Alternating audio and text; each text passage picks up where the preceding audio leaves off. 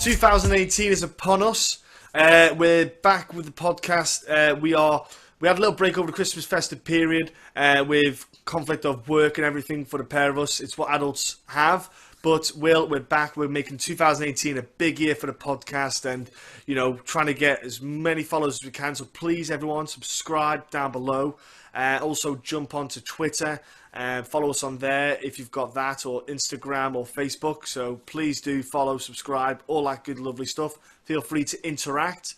Leave a comment in the section below. Any questions you want to ask us about any fights coming up or anything MMA related, or not even MMA related. It could be about anything like cheese or whatever. We don't care. Happy New Year. Happy 2018, brother. It's going to be another beautiful year of violence and blood and glory. Yeah, no, Happy New Year to you as well. It's been a weird kind of like 5-6 weeks. I haven't been able to do anything. It's like my work schedule's been as busy as it's ever been. Literally days off here and there, so there's been no opportunity in it. And so the best thing was to do was to leave it till the new year, and then we've got cards kind of stacked up from next week all the way into kind of mid-March, I think it is as well. So there's lots of fights to talk about, and I would like you to say we're going to have a big 2018. We are indeed, my brother. So let's start off with this weekend coming up. We've got Invicta FC back. We love the ladies, and we've also got the UFC back. So we're just going to give it, and also LFA are on as well. So we'd always give a shout because they always produce some legitimate names. To be fair, there's a lot of LFA fighters in the UFC, so they obviously don't shrug on talent. But look, let's go to Invicta FC because I love the ladies, as you all know. But their main event, they've got an ex-UFC lady back into their promotion, so they're going to showcase that. But all in all, Invicta FC have had a lot going on, with Mackenzie Dern coming to make the debut, which was like a tester for her to get signed to the UFC, making sure she makes weight, making sure she can win. She came in, did what she needed to do, and she's off to the UFC. But again, for Invicta FC, it's a nice little marketing thing for them to have her on that promotion, at least for one fight. Yeah. No, it's nice. Just to get UFC eyes on a UFC fan that have got Fight Pass, you've got the opportunity to go back and watch that fight whenever you want. I thought she did fairly well against a veteran that's been around a while, who's fought tougher opponents. You can still see there's so much stuff that she can improve on. Like, her hands looked okay, but they're big looping shots. Yeah. And she just has to do enough on the feet to really get into that position where she can get it to the ground. Because if she gets it to the ground, there's not many people that are going to be on her level once it gets down there. And if she gets a dominant top position or just a dominant position in general, you're going to be in big trouble. So I'm looking forward to seeing Mackenzie in the UFC. And I think it's a few months in March at UFC 222. But it's actually nice to see, Paige VanZant at the top of this card as well. So yes. It's a girl that we know about. She came through Cage Warriors, and she's struggled a little bit in Invicta, but she's got herself another big fight here against a former UFC vet. So looking forward to seeing her fight. Yeah, exactly. Yeah, Penny's just like, she's one of those girls who's a very solid fighter, a European name, but I think maybe the fact that traveling over to the US has caught her out originally, and I think hopefully when she's got used to that routine now of being, getting over there, the travel, the food, the time, the jet lag, everything. Hopefully, after the first fight or two, you can get a habit and routine. And I spoke to Brett Johns about that. He fought and had that great, I call it like an advantage, really. What most European fighters don't have is he fought in Titan FC in the US, so he already was used to that travel, the time difference. So he kind of nailed it and then when he got into the UFC, any fights in the US, he knows how to do it. He knows how to deal with it. He knows how to get that experience through. So I think, hopefully, we can see her take on Sarah Kaufman, who is a solid fucking fighter to fight. Like, Sarah Kaufman is no joke, no pushover. Like, she is the vet of vets, but that girl is a legit name to fight. If Penny can get that win, she really puts herself in line for not only just kind of like title contention with Invicta FC, but UFC might start looking at her as well because she's a young girl. She can add to that weight class in the UFC. It'd be good to see, hopefully, see her get a win. Yeah, I've just realised that I'm looking at the Invicta card, and obviously Penny's fighting But I totally and utterly forgot that I watched Pani fight in Las Vegas against Jessica Rose Clark, who's fighting Paige VanZant. So it's like, that totally skipped my mind there. So it's just like, but that is her only win in the Invicta, and she's fought Tonya Evinger. She fought Raquel Palau. Palau is very good on the ground. So it's a big fight for her. Yeah. Sarah Kaufman's a tough out, though. She's always been tough. Yeah. Again, it doesn't matter if you're the top. At the top of the women's game, she's a tough fight for anybody. So big opportunity here. She wins this. UFC eyes, I think, could definitely be on her here. Big opportunity, though. I love watching the Invicta cards. Again, ladies and gentlemen, tune into them. They're on UFC Fight Pass. Like, you're going to have Marina Moraes against Vanessa Porto, Sharon Jacobson against Ashley Nichols. You've got Stephanie Alba against Ashley Cummins, Cherry Murazik against Brogan Walker. You know, you've got just a long list of fights on there, which honestly, Invicta FC kind of goes under the radar sometimes in the kind of MMA scene, but they produce some great bouts, and they also produce girls that go on to the UFC, and that's one of the things. Like, they are a feeder club. It's a feeder promotion. It's what they do. They just let those fighters go to the top of the tree, like most promotions, like Titan FC as well. Titan FC have had the female fighters go over to the UFC as well, so it's one to keep an eye out for, though. Looking forward to Invicta, as always. It's a nice warm-up as well, isn't it, Will, to a UFC card. I find I like seeing that. I'm like, okay, cool. Get my weekend started. Invicta FC, then UFC. Yeah, it's quick. The cards are quite quick. I know sometimes the cards can have sometimes they go quite long because maybe go to decision quite a lot. But yeah. It's still, once the fight's finished, it's usually on to the next one very, very sharpish.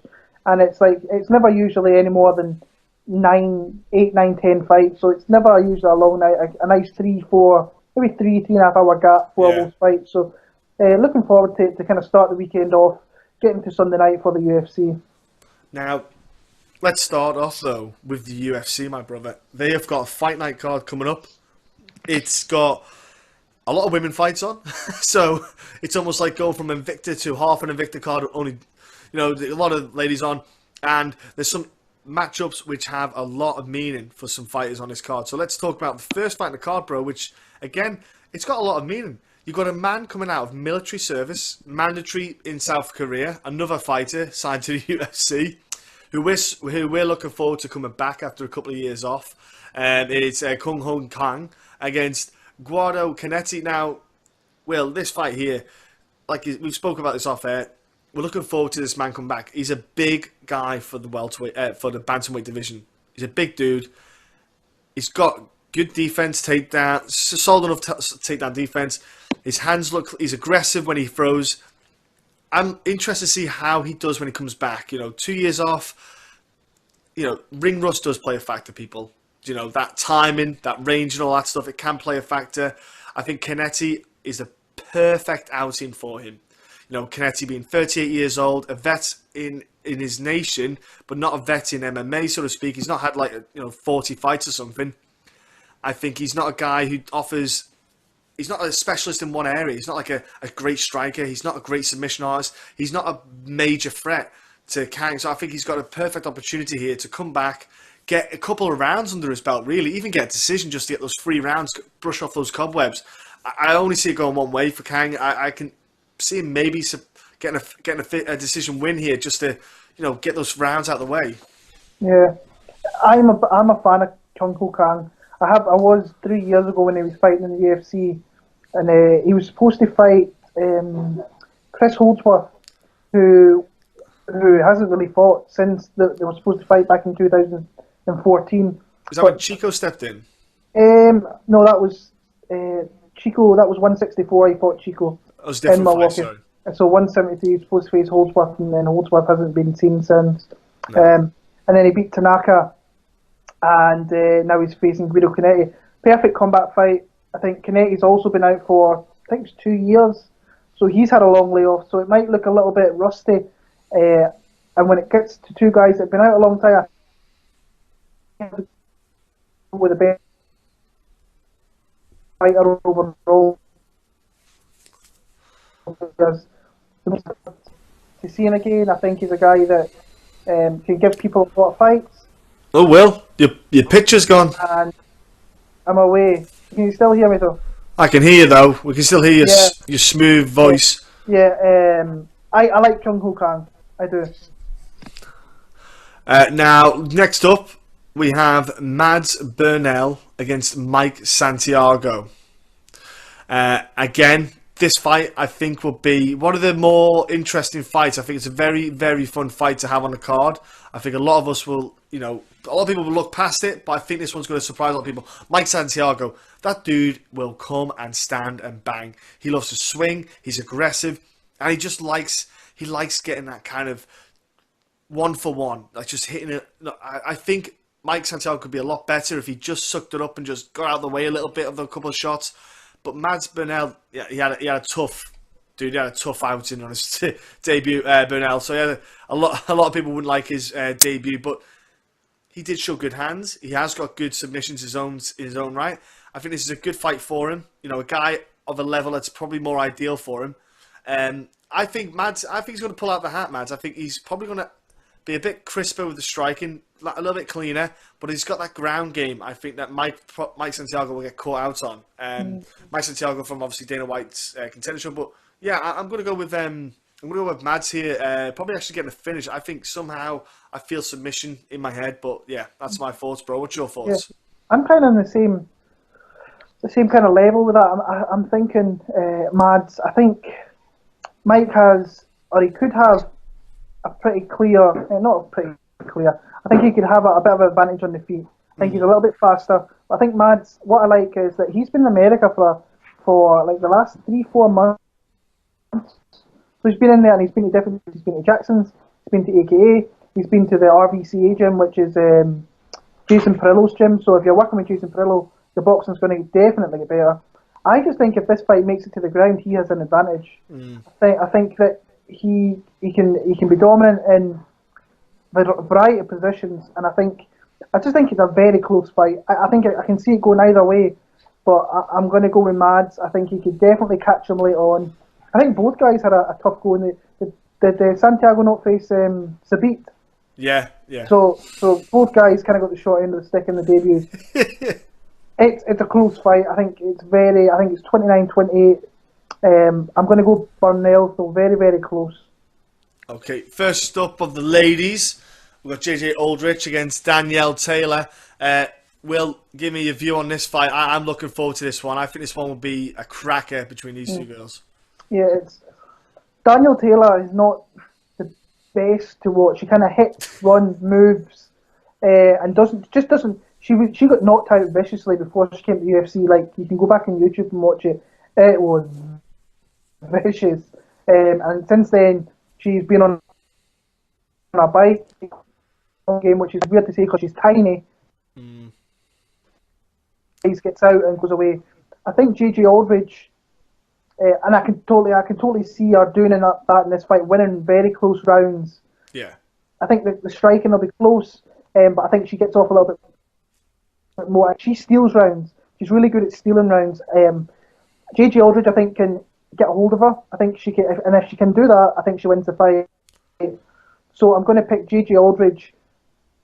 But I see it being very close again. I see it being a split decision either way. Not confident in the pick, but I think JJ is a kind of more well-rounded fighter, and if she can get off her strikes, get in the clinch, get takedowns, which is tough to do in someone who's tiny like that size. So then I think she wins the fight. So I'm going to go JJ. Very close. Yeah, I'm with you, bro, 100%. Your picture's frozen this time again. We've got you frozen there in front of us. What is going on with your camera at the moment? Your internet? I thought mine was shit, but this is something's going on here right now. It was perfect before. How about you click that picture off and put it back on for us, bro? Whatever. Or you know what stand on your roof. Stand on the roof and just lean over. All right, and it'll be perfect then. You know what it is? No, I don't know. 1 second. I'm too stupid. I am not an IT man. 1 second. I'm too retarded to know what it is. I'll go on with my predicament. I'm with you. I feel that Taylor's output is her fault. That's her downfall in this fight. Aldrich has got very high output, very good conditioning. She can keep going with those strikes for such a long period of time. Danielle, you know, being that 5 foot nothing, she can plant her feet and throw a heavy shot to kind of deter you away. But Aldrich she just keeps coming forward. She just does not stop. She's relentless with her aggression, and she's got a very good aggressive kind of pacing. And I think the problem Danielle will have is she's got to go on her back foot the whole time. She's got to keep coming back. That is exhausting. You know, you just can't run back the whole time. And I think Aldrich she's just going to get that decision win. I see her winning 30-27 because I think she'll just have such a higher output, in my opinion, on that one, bro.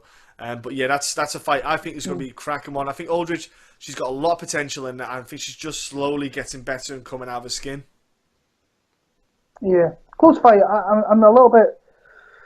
I'm just a wee bit wary of Danielle Taylor stealing rounds. But I just think that if JJ can get a hold of her, she wins rounds kind of through that as well. But it's a tough fight. I think all the girls.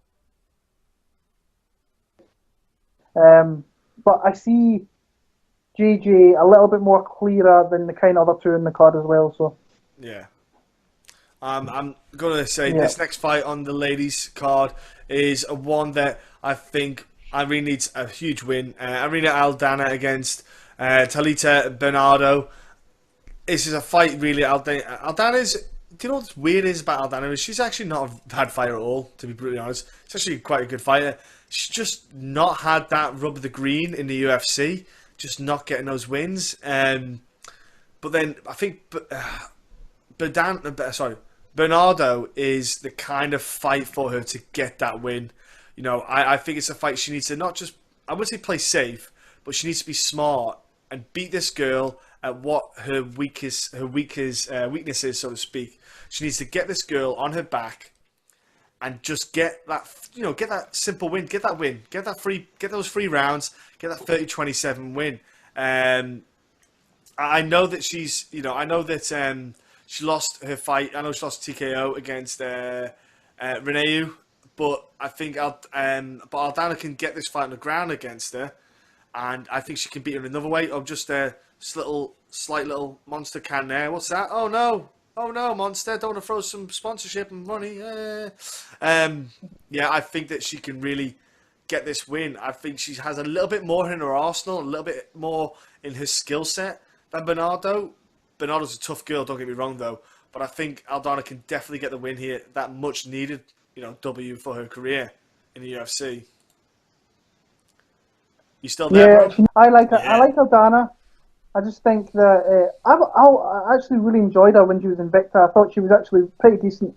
She showed that she had boxing. She was quite long, but she's come into the UFC and she's lost some fights I thought she would have won, and she's not fought great girls, being honest. No. But I think this is the one.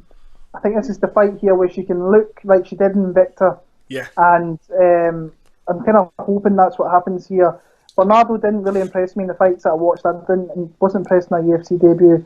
But Aldana really has kind of flattered to deceive in the UFC. So I'm not confident in the Aldana pick. I think she wins. I hope she wins. But I think it could be close as well. Yeah, absolutely. Yeah. I think Aldana can use her weapons, and I think she has to just let it all out. And that's the thing, ladies and gentlemen. Some fighters still hold back when they've got to get that win.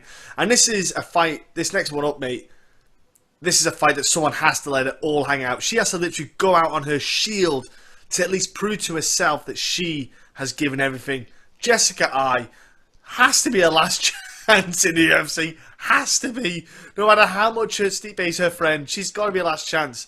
Okay, Kalindra Ferrara is her last fight to get a win at 125, which she always proclaims is the weight class she was made for. She was the number 1 flyweight when she was in Invicta. Then they take away that division. Can she get a win at 125? Will? Yeah, well, it's do or die. Well, it's a do or die moment. From she went to UFC, she looked all right.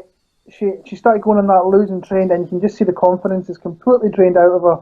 And I mean, she needs this. If she can't beat now Faria, I think you saw in her last fight, she's clearly far better on on the feet than she is on the ground. She really doesn't have a whole of a lot of a ground game, but on the feet she can make it competitive.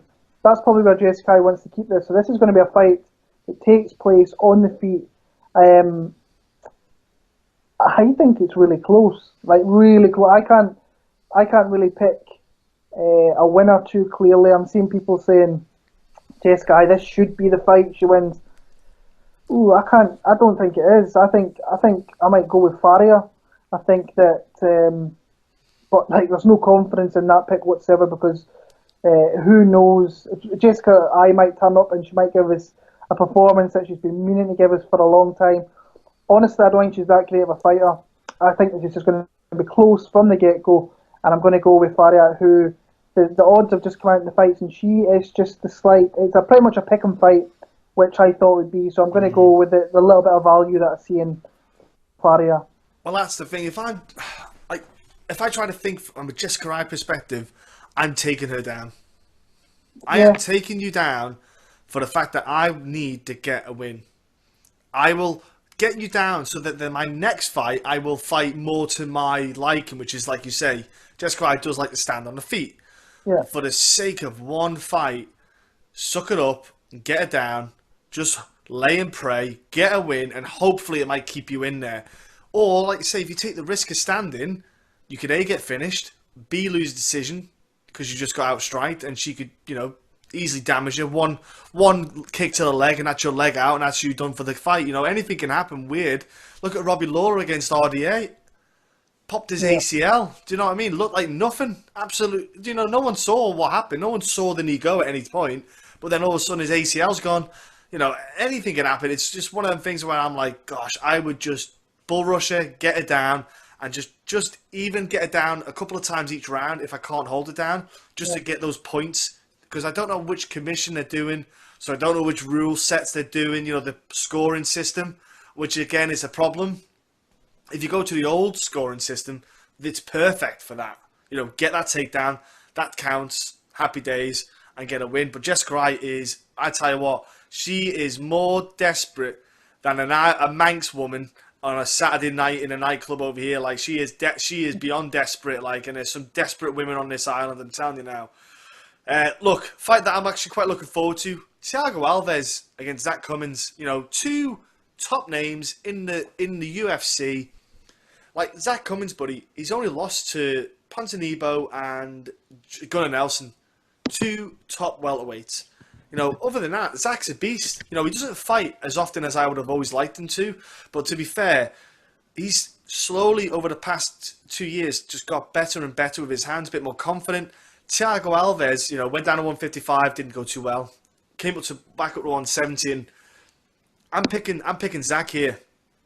Zach Cummins is tough as nails, can take a hit. His boxing's improving a lot, because especially with James Krause is the coach there, at Glory MMA. He's like Zach's got a bit better boxing. I think he can take the initial burst that Thiago Alves can offer and just grind him down. He's got strong grappling, so he could always probably get Thiago down, and he can hit pretty well. I think he will break Thiago Alves down. I think he'll either get the finish late on, or he'll definitely get the decision, like a 2-1 decision, possibly. Yeah, like, Thiago Alves just doesn't really fight that often. No. It's weird. I don't think we see enough of him. Like, back in the day, this guy used to be, like, every few months he would fight, and now it's literally every 8 months, maybe even a year in between fights. It's a long time between them. And to be fair, did he have shoulder surgery for one reason, didn't he? That was one of the things. Then obviously, he was going down to lightweight, so he took the time to get the weight down. But either way, it's still, it's a lot chunk of time, and he's 34 now.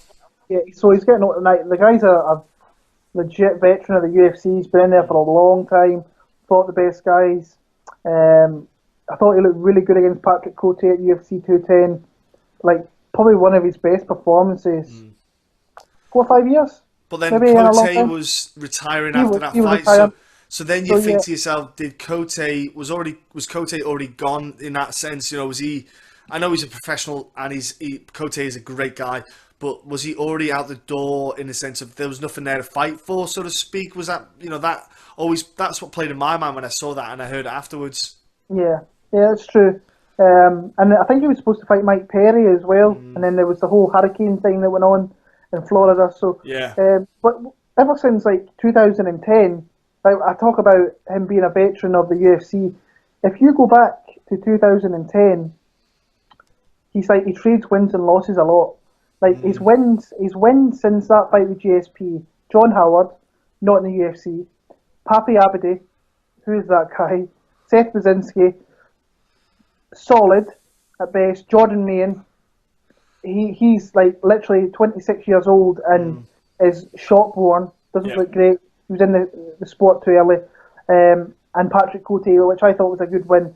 But but his losses are to Jim Miller, decent. That he should never have went to 155. Ooh, Uh, no. Carlos Condit, back then in 2015, it looked like the old Carlos Condit. Gangster Martin as Cummins, fuck, yeah. yeah, Rick Story, John Fitch, GSP, they're his losses. Yeah. I think Zach Cummins is the bigger guy. Yeah. I think he's going to rough him up. Mm-hmm. I think if it goes to the ground, which I think Zach will want to take it there because Thiago might be a little bit more shop worn, but he's still got that vicious striking. You can't take too many of his leg kicks. And if you get him and pressure him, you will beat Thiago Alves. I think it's pretty clear. So, and like you said, his losses are to legit guys. And in that fight with Gunnar Nelson, he won that first round in Dublin. No doubt about it. But then Gunny find a way to get it to the ground. And once you go to the ground with that guy, there's not many that stick around with him. So this is in his home state of Missouri as well. Big fight in front of his family, his friends. I like Zach Cummins to win here. Maybe get a finish later on, but I like him by decision, I think, in this one. Look, next up, bro, we have Matt Fravella, against Marco Polo Reyes, who I will always now remember Polo Reyes for the 199 fight. Probably the best prelim first fight on a card you'll ever see ever. That was it's still in my head, and I'll always see him in that fight. But how do you see this fight going, though? I think Fravella's just a little bit more refined. I know he's not fought as well. He's only had a couple of fights less than what Polo Reyes has. But Polo Reyes is a brawler. I think that Favela can. I just think his overall game is far better. I think he'll find a way to take it to the ground where I think he has an advantage. And I think he trains to better camp. I think he's got better sparring partners. I think all that happens there. But this is his first fight in the UFC outside the Dana White show. I think it was where he fought in there. Yeah. So he's making that step up again.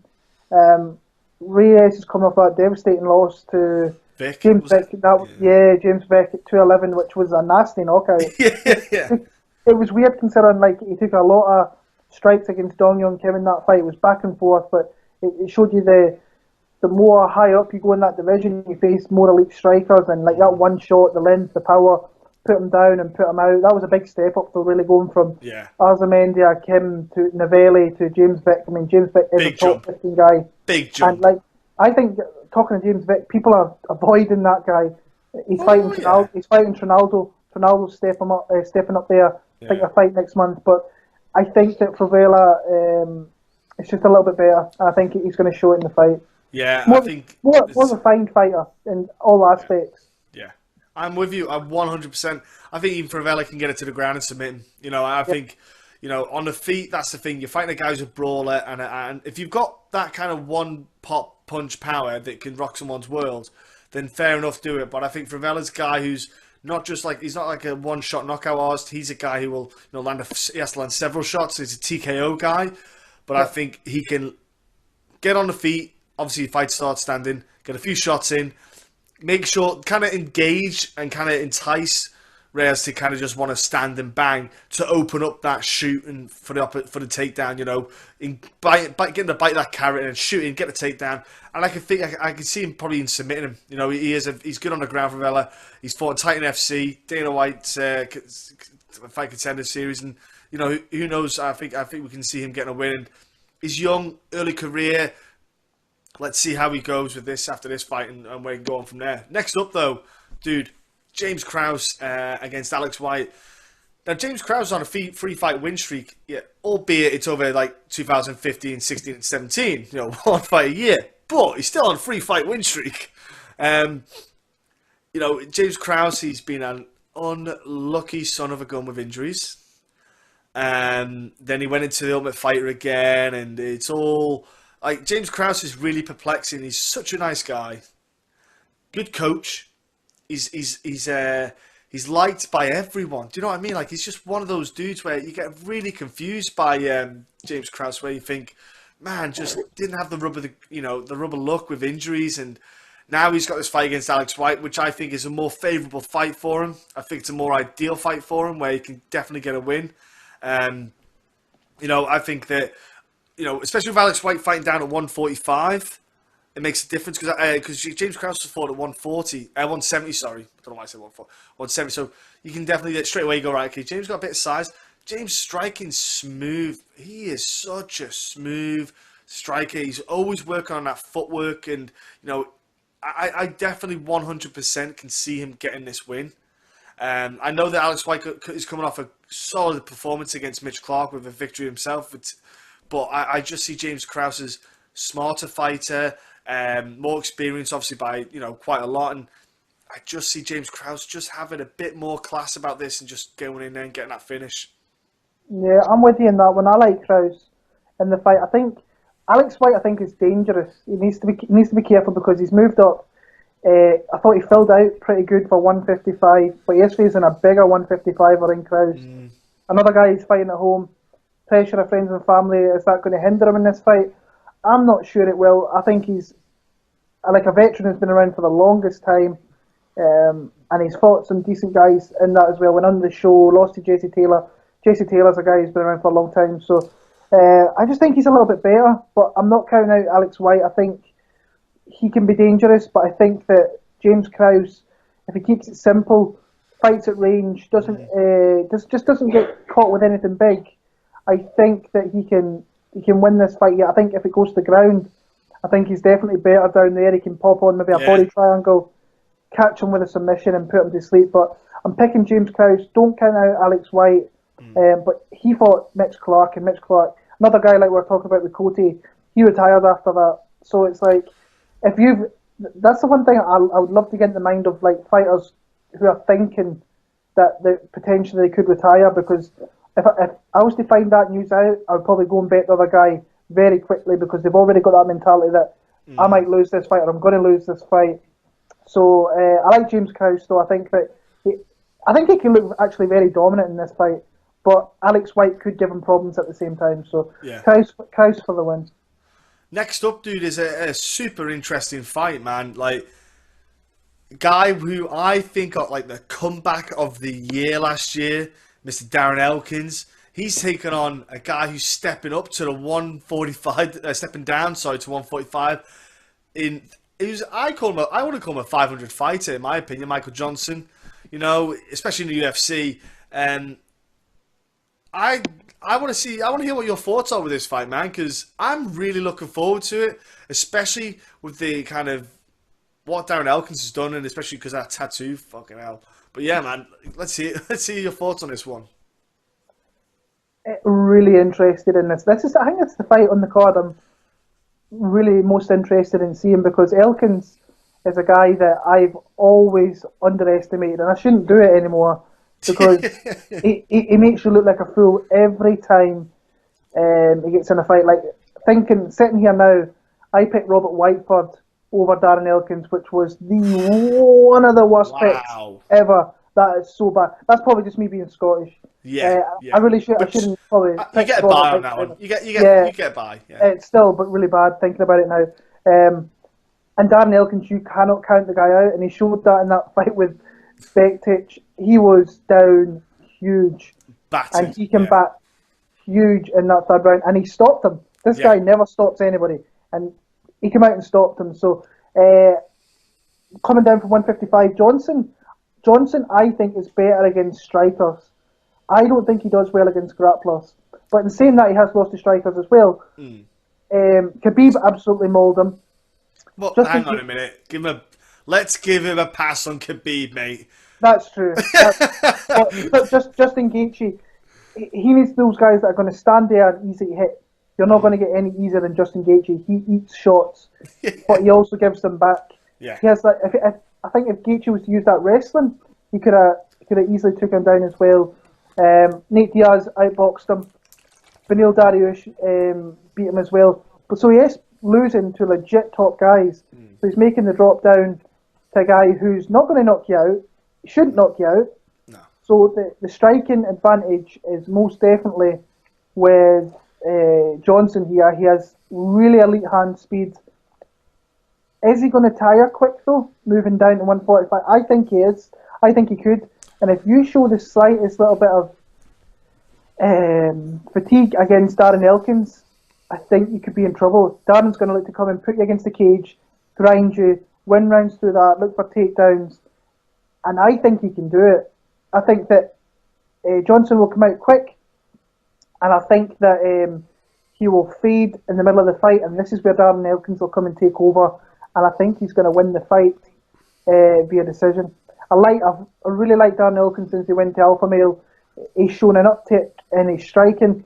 Not that his striking's great, because his striking really is not great, but Team Alpha Male has a lot of hard-nosed grapplers, wrestlers, your Mendezes, your Fabers, tough guys to be in there with, and I just think that he's going to beat Michael Johnson. I think he's going to just make it ugly, make it dirty, and I just think he's going to win the fight, and people are going to be pissed that he wins this fight. They're probably going to be booing him because he just grabbed a hold of this guy and held on to him for 3 rounds or 2 rounds and won the fight. So I think I'm going to go Darren Elkins. It wouldn't surprise me if Michael Johnson came out first round and maybe put him down, because his striking is really legit. I mean, he showed it against Barboza that he can fight with the best strikers, but can he keep it across 3 rounds? I'm not sure he can keep it up for 3 rounds against Elkins. Elkins is going to get his hands on him at some point and make it dirty, and I just think he'll win rounds through that.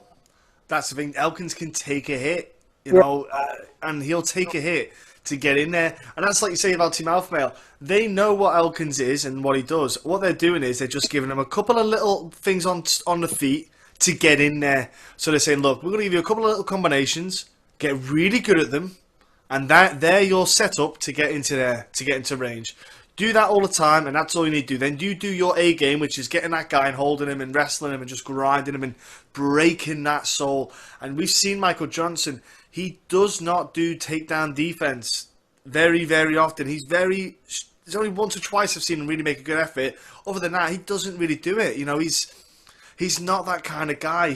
Because he likes to stand, like you say, and strike. He's so open for that takedown so often.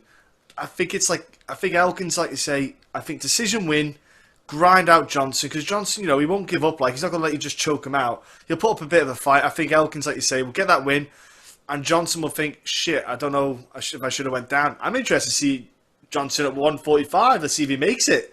You know, he's not 25. You know what I mean? He's not young. Yeah. He's not a young whippersnapper. Bit late going down to 145. So, you know, hey, look, imagine that he's going to go and fight Max Holloway. I think Darren Elkins, decision win, sorted. Now, we're going on to the main card, and this fight is a long fight coming, so to speak, in a weird way. So, Emil Meek, or Emil Meek, or Mika, whatever you want to call Emil, is fighting an absolute shocking fight up against Usman, Kamaru Usman. I can't believe the fight was happening, but he's the only guy who said yes to it. Emil is adamant he's going to win. Super confident he's going to win. I do not have a problem with him having confidence to win, but I don't see it happening. I think, Will, you might be on the same page as me, thinking, ain't going to happen. But, look, I can't see Emil stopping the takedowns if Usman eventually, you know, wants to take it down. Usman's shown his hands are getting a lot better with that Moraes fight. Especially getting that win in that fight, he's got that confidence now to go, I can actually stand and bang if I want.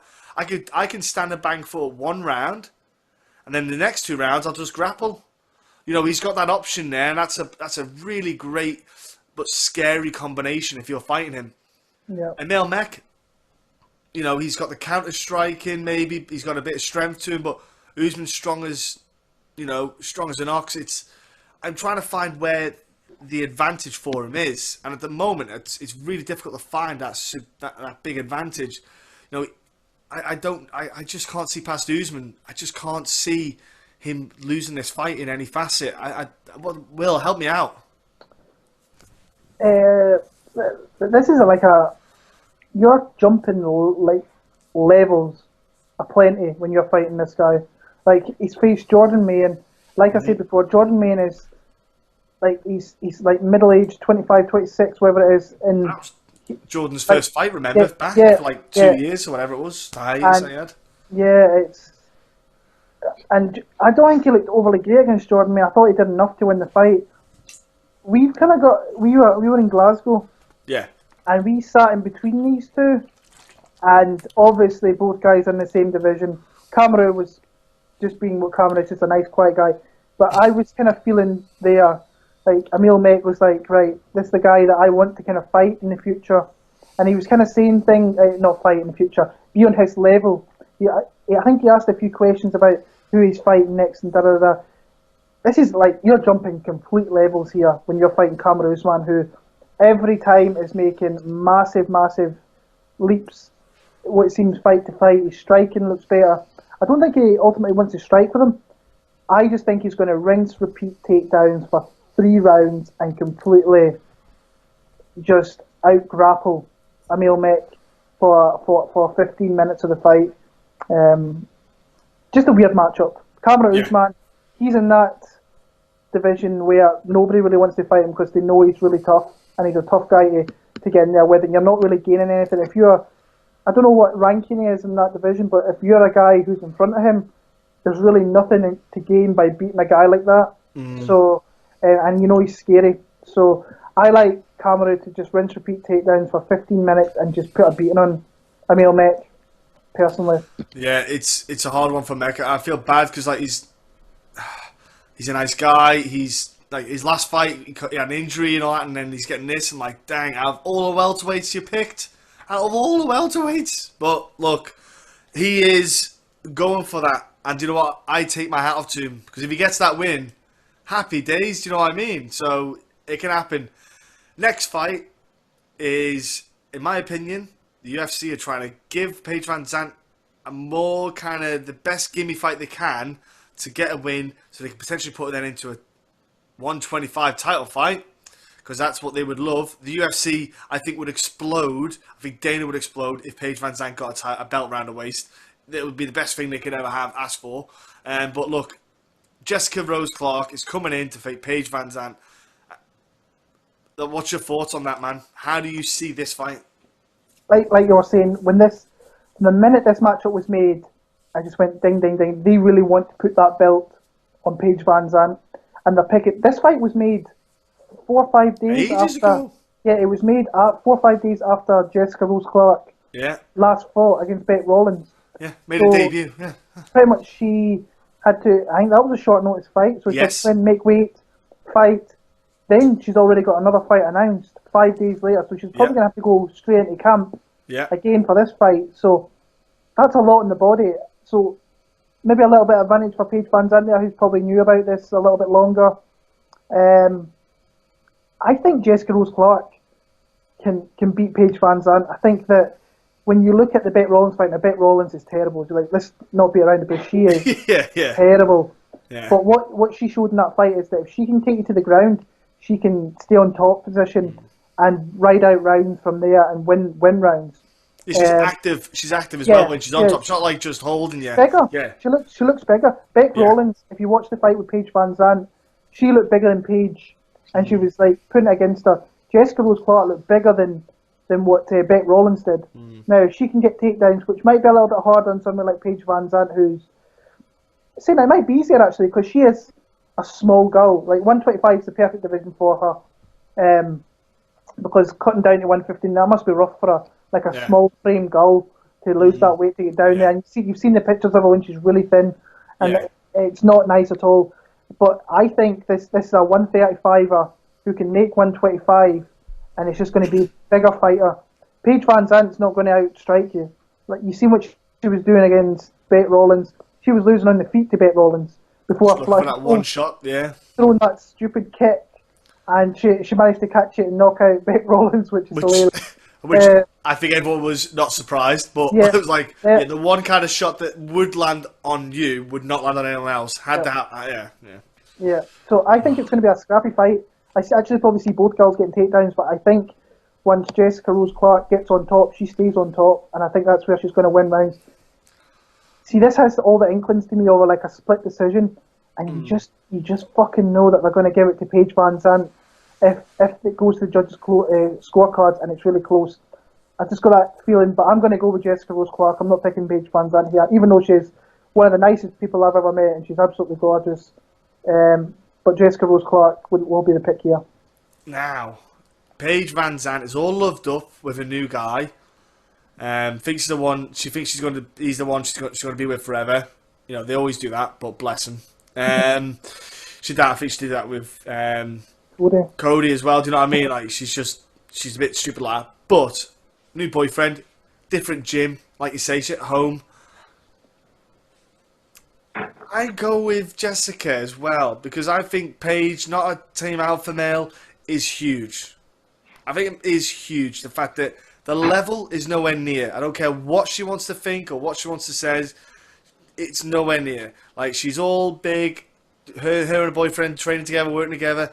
That doesn't always necessarily mean that it's beneficial. Like how constructive is your boyfriend's criticism of your training or what you're not doing right, or is he just basically being a yes man?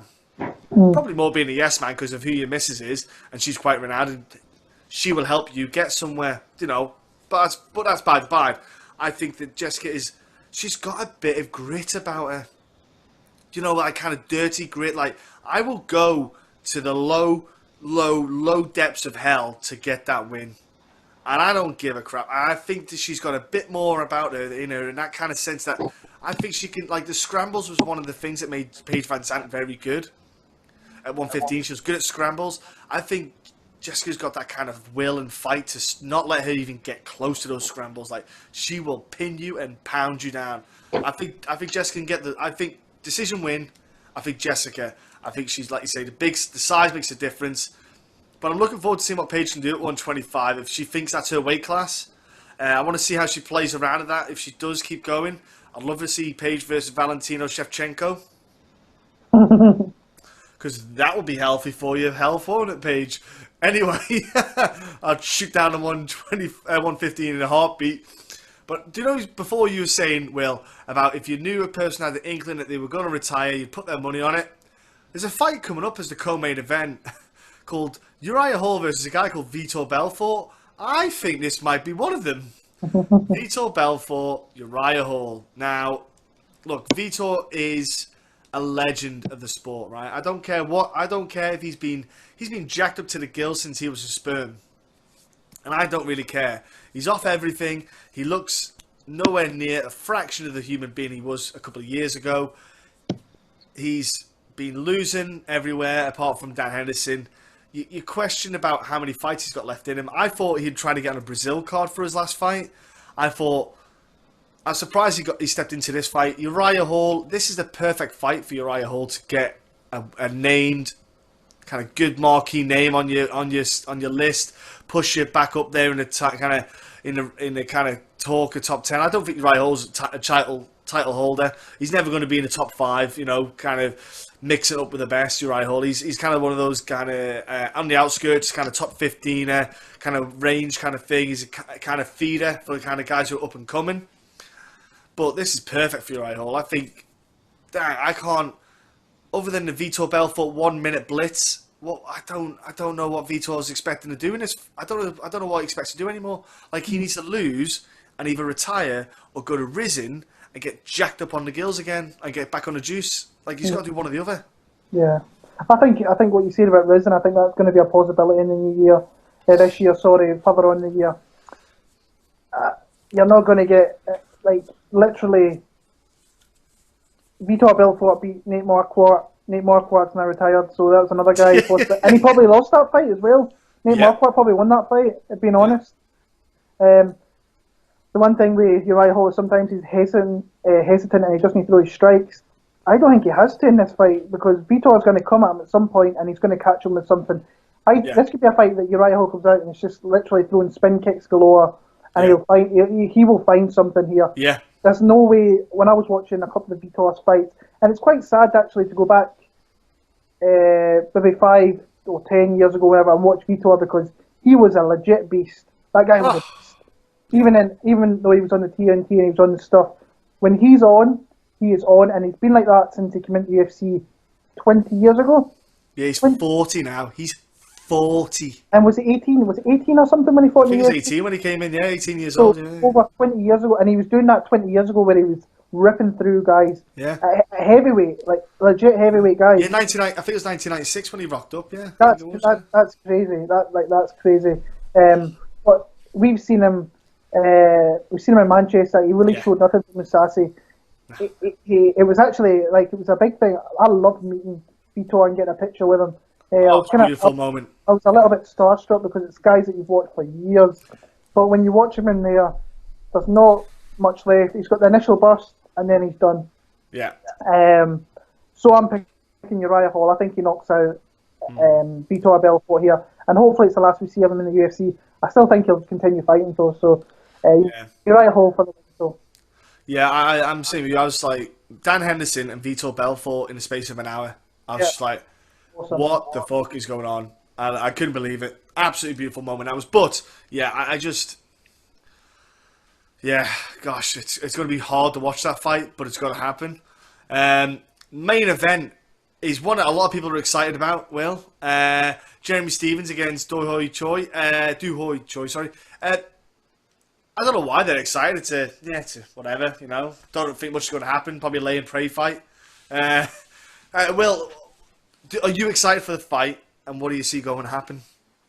I am excited for the fight because I like watching Jeremy Stephens fight. Have done for years. And I really like Doo Ho Choi, even though he is coming off. He got beat down in that fight with Cub Swanson. Yeah. But he also gave a lot in that fight as well. And you can see that he can hurt the elite guys. Cub Swanson is an elite guy in that division. And I love watching this guy strike. I really do. It's like he's got searing accuracy. He's got really quick hands. Yeah. Like his accuracy is his accuracy and precision is the thing that stood out to me. Now the thing is with Jeremy Stephens, this guy is like in your face. Are you going to be able to hit this guy and stop the pressure that he's going to bring? I'm seeing a lot of people really high on Jeremy Stephens here, and I initially was, and then I went back today actually and watched a couple of the fights. And Jeremy Stephens, when he turns up, he's a handful for anybody. Sometimes when he doesn't show up, you can get him, and sometimes you can put him down. I mean, I think in the past he was knocked out by a couple of guys you wouldn't expect, but he's a power hitter. He's going to be in your face. He's going to be applying pressure. That's going to look good in the judges' eyes. So I think it's going to be one of these pressure and output of Jeremy Stephens versus the precision, and maybe not overall like. I don't think Doo Ho Choi is going to throw that many strikes, but I think the ones that he does throw are going to count. They're going to be very accurate shots on the chin, and can he find those shots to put Jeremy Stephens down? I'm not sure. I'm a little bit surprised the odds when they first came out. Jeremy Stephens was a heavy underdog. They're shortening now. I see it as a pick 'em fight. I'm going with Doo Ho Choi. I like the fact that he took a year plus off. And like, because that fight with Swanson was like brutal, absolutely brutal. Yeah, it was, but it's amazing to watch. When you go back and watch it, you realise that was how great a fight that was. I think he's going to outstrike him for 5 rounds, and I think he's going to win 3 out of 5 rounds. But I do see it being close as well. I've seen people betting on Jeremy Stephens. I think it's not a bad bet, being honest. But I'm going to go with Doo Ho Choi. The one thing that I hate though is this lingering thing with the Korean fighters, that they've got this military duty that is that, like, if you're a fighter and you're looking at your future, you only see the next year and then you're away for a couple of years. That's tough, man. That's really tough. And that's something that if you're a betting man, you maybe have to take into consideration a wee bit. But I'm going to pick Doo Ho Choi in this one. Looking forward to the fight, and a nice way to kind of start the year with a fairly decent main event, which could be all action, or it could be a little bit of back and forth between them. So, yeah. The crazy thing was, he said he beats Jeremy Stephens, he wants a title shot before he goes into the military. I was like, yeah, because they are going to give you a title shot if you beat Jeremy Stephens, beat Max Holloway, and give you the title so you go away for 2 years. What a great fucking idea that is. You could go in there and you could do a monster knockout of Jeremy Stephens, and they still wouldn't give you the title fight. Everyone in the 145 divisions could suddenly get ill for 6 months, and they still would not give you a title fight. Because if you did win, they would be fuming. You would ruin the 145 division. It's already been ruined about 18 months ago. They can't do it again. they need to keep it steady for now. They need to get that back onto where they need to be. But yeah, I am going to pick Jeremy Stephens. And I think Stephens, if he can do what he did against Gilbert Melendez and hit those calf kicks, mate, those calf kicks are going to be the 2018 game changer. If he does that to Choi, he stops Choi's, he takes away that movement. Then Choi's just a standing target, man. And Gilbert Melendez is tough as coffin nails. He kept getting up. Now I want to see Choi keep getting up after those. Can he keep getting up? Take those calf kicks, start smashing him in. And the thing you've got is, I think Stephens will outstrike Choi with the output. He will throw more than Choi will. Because he's so well conditioned now at 145, Stephens. You know, like you say, the very beginning when he come down to 145, the weight cut was hard. It was killing him. His conditioning wasn't great. He didn't have the full 3 rounds in him. He could do a 5-round fight. I'm going with Jeremy Stephens. I just think he can land more. He can last long for 5 rounds with a good output. And those calf kicks, like I say again, those are going to be huge. If he does apply them, I'd go with Stephens. If he doesn't apply them, and he's an idiot, if he doesn't, I think Choi's got a great chance to get a victory here. But yeah, I'll go with Stephens on this one because I think he could also probably throw the bit of wrestling in if he wants to. Close. I like the fight. I really like the fight. I think it's a. See, I picked Choi, but I'm sitting here listening to you talk, and I'm thinking, have I made the right pick here? And it's a 51-49 kind of pick for me. I'm not overly confident in Choi. I just think he might do enough, and we might see. It's hard. Just a hard fight to pick overall. But it's going to be a great fight, people. Yeah. Like, it's going to be so fun to watch. Like, it's going to be legitimately great crack. I can't wait to see it. And that's the fight card for this week that's happening. It's going to be amazing. I'll be watching it. Will's going to be watching it. It's going to be one to tune in for because there's going to be some matchups there which I think will catch a lot of people off guard. Like you say, there's some fights that happen in MMA that people don't even think are going to be great, and there's going to be some good entertaining fights. Especially like you say, the main event it's almost like guaranteed to be great entertainment. That fight, it's like there's no way that can be a boring fight. You know, it's impossible. It's going to be great. Yeah. But this podcast is going to go out this week, ladies and gentlemen. Like I said before at the start, I'll say it again. Subscribe, share, comment, whatever. Please tune in, people. And we'll be smashing the social media this year. So we'll be interacting with a lot more people, and we hope that you all interact with us.